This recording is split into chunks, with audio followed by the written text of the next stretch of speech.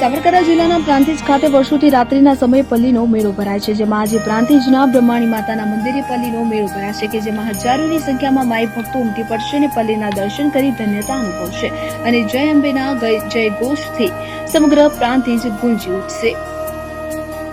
બ્રહ્માણી મંદિર દ્વારા દર વર્ષની જેમ આ વર્ષે પણ સુંદર એવી વ્યવસ્થા કરવામાં આવી છે। મંદિર તરફથી કોઈ પણ જાતની માઈ ભક્તોને કષ્ટ ન પડે તેની ઝીણવટભરી દેખરેખ રાખવામાં આવી છે। ભક્તો દ્વારા પલ્લીમાં માંગેલ બાધા પૂર્ણ કરવા માટે ઘી ચડાવવા માટે મંદિર વ્યવસ્થા સ્થાપકો દ્વારા કરવામાં આવેલ છે, જ્યારે આદ્યશક્તિ પાર્વતીના 9 અવતારોમાં દ્વિતીયમ એટલે કે બ્રહ્મચારિણી માએ બ્રહ્માની શક્તિથી ઉત્પન્ન થયેલ બ્રહ્મચારિણી એ જ બ્રહ્માણી રૂપે સર્વત્ર પૂજવા લાગ્યા અને અસુરોના સંહાર વખતે બ્રહ્માણીએ પોતાના કમંડળમાં રહેલ જળનો છંટકાવ કરીને અસુરોને શક્તિહીન બનાવી દીધા હતા। જ્યારે નર્મદા નદીના ચાણોદથી લઈને સાબરમતીના ઉત્તર ભાગને નિમિષારણ્ય તરીકે ઓળખવામાં આવતું હતું કે જેથી પાંડવોએ અજ્ઞાતવાસ દરમિયાન શસ્ત્રો આ ગાઢ જંગલોમાં ખીજડાના ઝાડ ઉપર સંતાડ્યા હતા। અજ્ઞાતવાસ પછી જ્યારે તેઓ પાછા ફર્યા ત્યારે તેઓના શસ્ત્રો સલામત પાછા મળ્યા। તે સ્થાન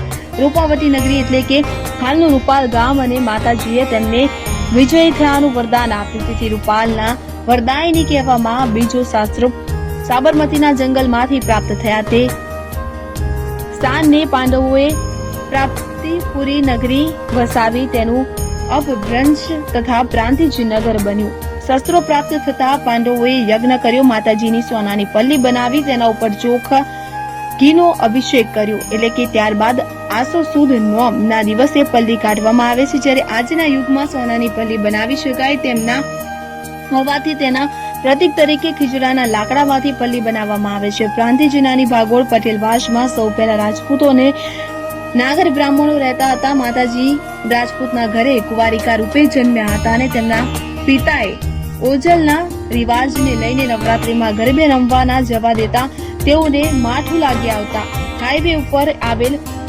માર્કંડેશ્વર મહાદેવ મંદિર રામ દ્વારા નજીક વાવમાં પડતું મૂક્યું હતું, એટલે કે ત્યારબાદ રાજપૂતોએ વાવમાં તપાસ કરતા ફક્ત થોડા ફૂલો જ હાથ લાગ્યા હતા। જ્યારે હાલ પલ્લી પટેલવાસમાં આવેલું છે ત્યાં પહેલા રાજપૂતોની વસ્તી હતી, એટલે કે માઢ પાસે આજે પણ રાજપૂતોની સ્ત્રીઓને દર્શન કરાવવાનો રિવાજ આજે છે। અને જો કે આજે એક પણ રાજપૂત સમાજનું ઘર કે કુટુંબ આવેલ નથી, પણ વર્ષોથી ચાલી આવતી પરંપરા આજે પણ જળવાઈ રહી છે।